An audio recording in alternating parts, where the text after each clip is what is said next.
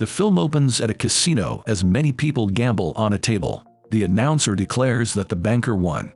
He is Ko Chun, and he is a world-famous gambler. He prefers to keep his identity a secret. He is so renowned and talented at winning various games of chance that he is referred to as the god of gamblers. He keeps his identity secret from the public by avoiding photographs, so that his face is not recognized by anyone. However, he is known for 3 characteristics: his slick-back hairstyle, his love of Fedra brand chocolate, and his jade pinky ring. The casino's security keeps looking at Ko Chun through security cameras in pin-drop silence. One of them points out that a man keeps winning again and again, and that he is wearing a ring. They are looking for Ko Chun, and the only thing they have to go is the ring. So when they see a man winning and wearing the same ring, they decide to go after him. One of the security members goes and turns on a computer. He looks at a picture of Ko Chun, but it is from the back and they are unable to see his face. But they still decide to go and check the man with the ring on the table, even though they are not sure that he is the man that they are looking for. The manager goes there and tells him that they are cutting his stakes. He smiles, gets up and goes away. The announcer asks the manager about who the man was, and the manager claims that he was the god of gamblers. Ko Chun then arrives in Tokyo, accompanied by his girlfriend Janet. They sit in a room and wait, while Janet records herself while talking about everything that Ko Chun has done for her, and also talks about his rival.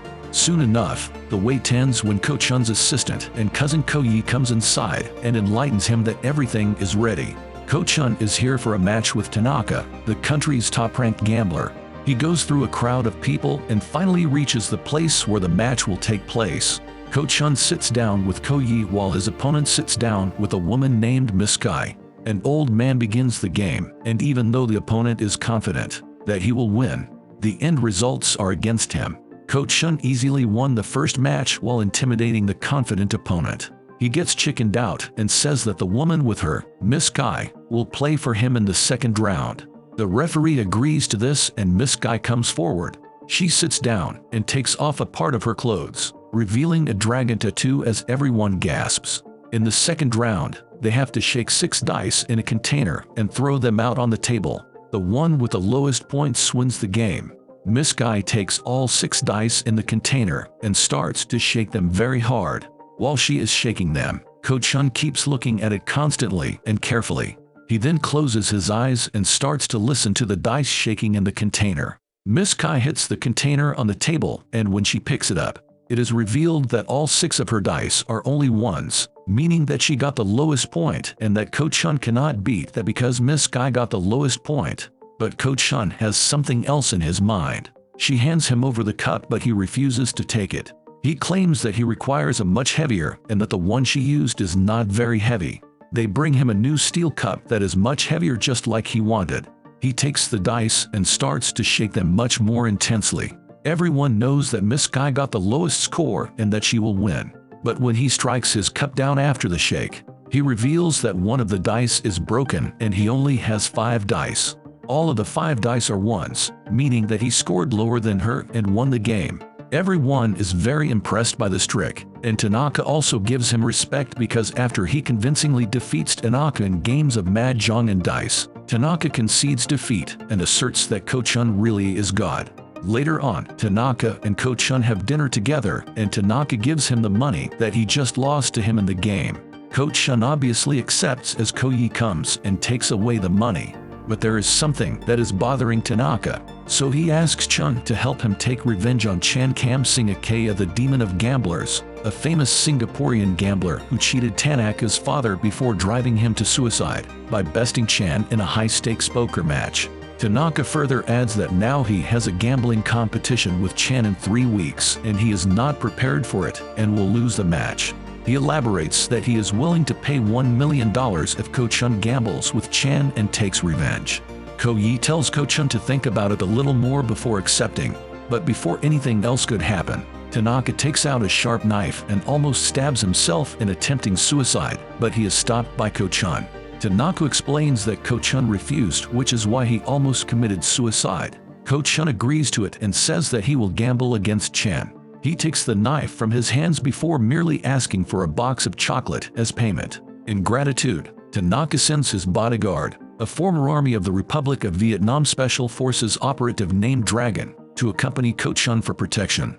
Dragon walks in and shakes hands with Ko Chun as he notices a scorpion tattoo on his hand. When Ko Chun is informed that Dragon will be his bodyguard, he instantly refuses by claiming that it would not be necessary, but Dragon gives him a number and tells Ko Chun to call him whenever he needs protection. Meanwhile, a red car pulls up and a man named Little Knife, an avid but mediocre gambler who idolizes the god of gamblers, comes out of the car with a girl. He tells her that he needs to get some money while he goes inside and starts to gamble.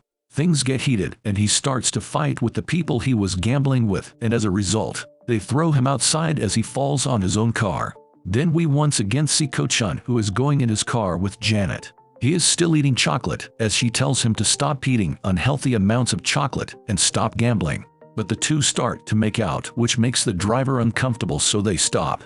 Knife and his girlfriend are sitting lying down and looking at a great sunset while talking about their future together. She asks him to save some money and gets a job instead of gambling, because they might need to get married someday. But he still claims that gambling is the best option, as he thinks that gambling will someday make him very rich.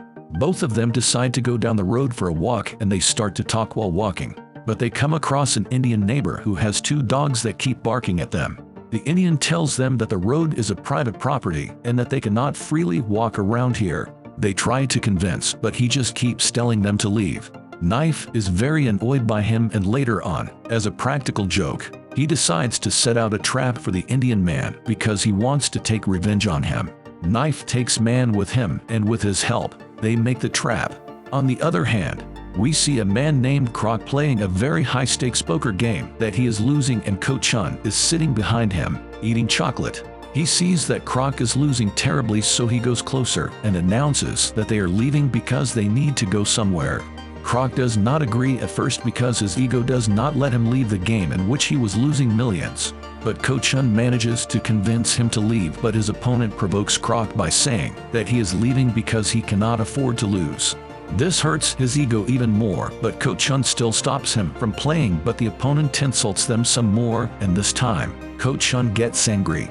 He tells Croc to sit in the back while he starts to play with so that he can teach them a lesson. The first thing he does is to change the old man that is distributing the cards.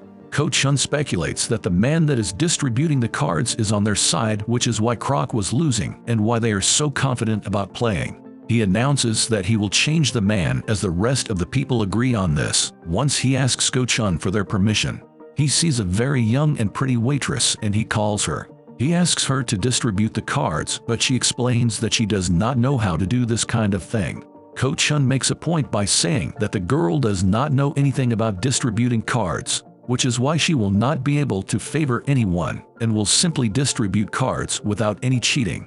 The cocky opponent is quite angry at Ko Chun for pulling such a stunt, but he has to reluctantly agree to this because if he refuses, it will raise suspicion that he was cheating in the game all along. Ko Chun starts to play and he wins almost every time, while leaving everyone else perplexed. They also wonder why he is winning all the time, and they think that he is cheating.